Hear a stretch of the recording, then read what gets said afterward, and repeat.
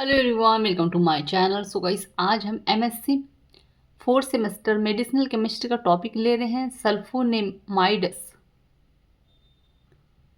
So guys, channel पर नए हैं तो प्लीज़ चैनल को सब्सक्राइब कर दीजिएगा, बेल आइकन प्रेस कर दीजिएगा। और एमएससी केमिस्ट्री ऑल सेमेस्टर के नोट्स परचेस करने के लिए आप मुझे व्हाट्सएप पे मैसेज कर सकते हैं। डिस्क्रिप्शन में व्हाट्सएप में शेयर कर दिया है। तो चलिए देखते हैं आगे। तो सल्फोनामाइड्स होते क्या हैं वो देखते हैं आगे। तो सल्फोनामाइड्स पहले प्रभावी कीमोथेराप्यूटिक एजेंट थे। ठीक है, क्या थे ये?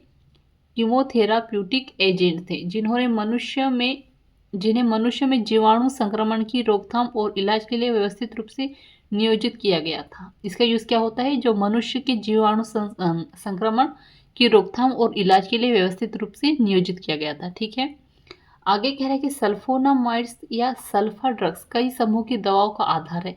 यह मूल जीवाणुरोधी सल्फोनामाइड सिंथेसिस रोगाणुरोधी एजेंट है, जिन्हें सल्फोनामाइड समूह होता है।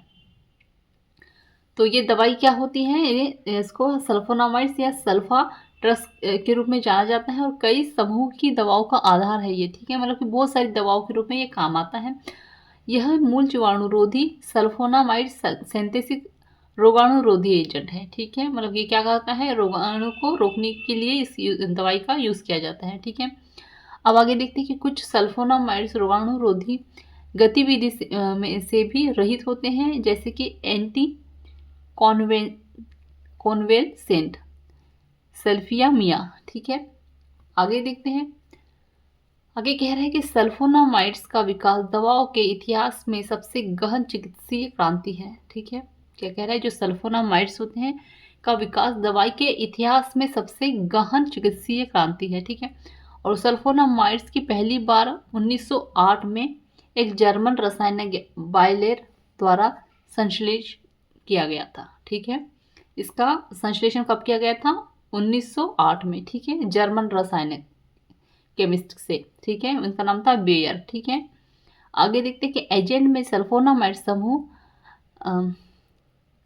CO2NH2 होता है, जिसे पैरा एमियो बेंजोइक सल्फोनामाइड्स कहा जाता है। ठीक है, इसका फॉर्मूला क्या है? CO2NH2, और इसे पैरा एमियो बेंजोइक सल्फोनामाइड्स कहा जाता है। ठीक है, इन सब चीज़ों को याद रखना है। आगे देखते हैं। वे प्रकृति में सफ़ेद क्रिस्टलीय पाउडर और अम्लीय होते हैं। क्या होते हैं ये? सफ़ेद क्रिस्टल, ये मतलब कि प्रकृति में किस रूप में पाए जाते हैं? तो सफ़ेद क्रिस्टलीय पाउडर और अम्लीय होते हैं ये। ठीक है, और SO2NH2 सल्फोनामाइड्स में मौजूद समूह आवश्यक नहीं है कि, लेकिन महत्वपूर्ण विशेषता यह है कि यह सफ़ेद सीधे बेंजीन रिंग से जुड़ा होता है। ठीक है, आगे देखते हैं। फिर आगे है पैरा NH2 सल्फोनामाइड्स की रोगाणुरोधी गतिविधि के लिए आवश्यक है। सल्फोनामाइड्स प्रोटोसिल प्रोडक्ट्स से प्राप्त होता है, और सल्फोनामाइड्स पैरा एमिनो का संरचनात्मक एनालॉग है और बेंजोइक एसिड PABA है। ठीक है, यह बैक्टीरियल फोलिक एसिड संश्लेषण PABA के प्रतिस्पर्धी को रोकता है। आगे देखते हैं कि क्रिया में बैक्टीरियोस्टेटिक यानी बैक्टीरिया के विकास को रोकता है, व्यापक स्पेक्ट्रम के रूप में उपयोग नहीं किया गया है। आगे देखते हैं। अब इसका स्ट्रक्चर ऑफ सल्फोनामाइड्स का देखते हैं।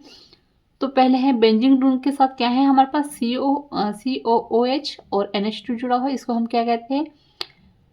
P amino benzoic acid. और दूसरा क्या है? सल्फोनामाइड्स है। कैसे? SONH और ये NH2। ठीक है, फिर यहाँ पे पेटेरिडाइन मोइटी और फोलिक एसिड। ठीक है, इस तरह से दिया गया है। क्या है?